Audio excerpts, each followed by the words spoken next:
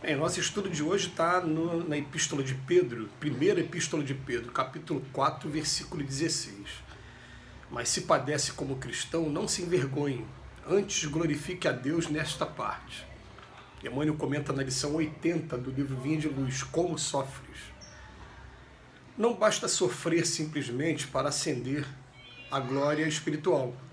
Indispensável é saber sofrer, extraindo as bênçãos de luz que a dor oferece ao coração sequioso de paz. Muita gente padece, mas quantas criaturas se complicam angustiadamente por não saberem aproveitar as provas retificadoras e santificantes. Vemos os que recebem a calúnia transmitindo-a aos vizinhos, os que são atormentados por acusações, arrastando companheiros às perturbações que os assaltam, e os que pretendem eliminar enfermidades reparadoras com a desesperação. Quantos corações se transformam em poços envenenados de ódio e amargura porque pequenos sofrimentos lhes invadiram o círculo pessoal. Não são poucos os que batem à porta da desilusão, da descrença, da desconfiança ou da revolta injustificáveis em razão de alguns caprichos desatendidos. Seria útil sofrer com a volúpia de estender o sofrimento aos outros?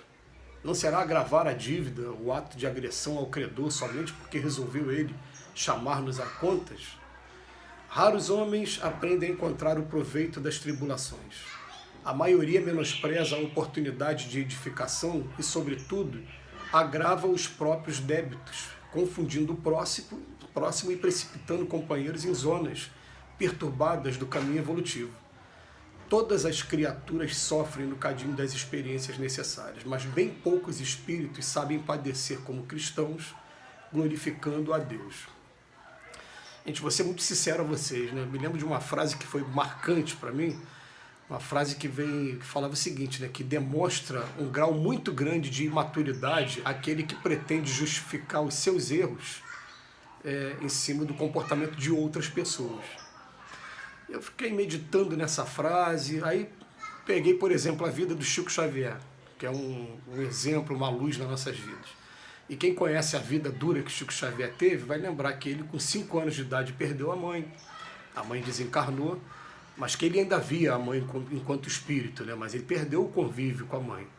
E ele foi entregue logo em seguida a uma madrinha, que a madrinha, durante um tempo, né, o relato que tem de que a madrinha maltratava muito ele, em prol dos seus próprios filhos de sangue, e que, inclusive, espetava o menino com garfo na barriga, colocava umas roupas que pareciam aqueles sacos de feira nele, e que ele passou um período muito difícil, que em alguns momentos ele quis até fugir da própria vida, e foi interceptado pela própria mãe, que falava para ele, calma, tenha paciência, né, que Deus vai mandar em breve um anjo na sua vida, que foi a segunda mãe, a Dona Cidade. Então o que acontece? Quando a gente vê aquela situação e depois começa a comparar, mesmo sabendo que a comparação não é legal, mas é bom a gente fazer essa comparação, de maneira anônima, não estou expondo ninguém, né? Mas o Chico teria todas as razões para ser uma pessoa revoltada e dizer que eu fui revoltado por conta da criação que eu tive, por conta dos momentos difíceis que eu passei. E, no entanto, o que é o Chico Xavier para a gente nessa figura que passou por aqui, deixou um rastro enorme de luz, deixou uma coisa maravilhosa para a gente e não passou em momento nenhum nenhuma revolta, nenhuma rebeldia, nada disso. Então, o que acontece? A gente começa a pensar assim, né? Eu sou assim porque meu pai fez isso, porque minha mãe fez isso, porque meu filho me deu desgosto. Gente, é transferir para as pessoas, para os outros, a responsabilidade de coisa que na verdade fomos nós que não aprendemos ainda a sofrer e a passar por aquela experiência que é retificadora. Então ele vem dizendo para a gente aqui, né, como sofres?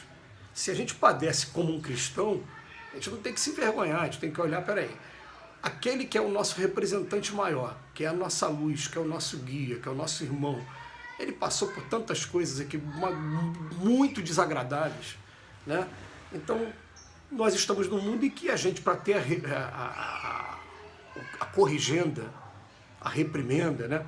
A gente vai passar por situações também assim, situações de restrição, né? Então ele bota aqui, as pessoas, quantas criaturas se complicam quando estão padecendo, né? As pessoas recebem a calúnia, aí acaba se transformando no caluniador também, né?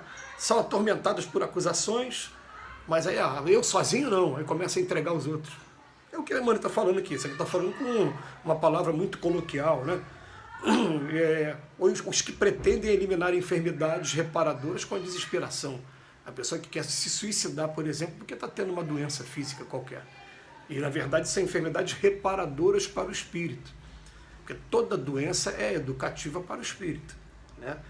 Então, quantos corações se transformam em poços envenenados de ódio e mágoa porque pequenos sofrimentos lhe invadiram o círculo pessoal.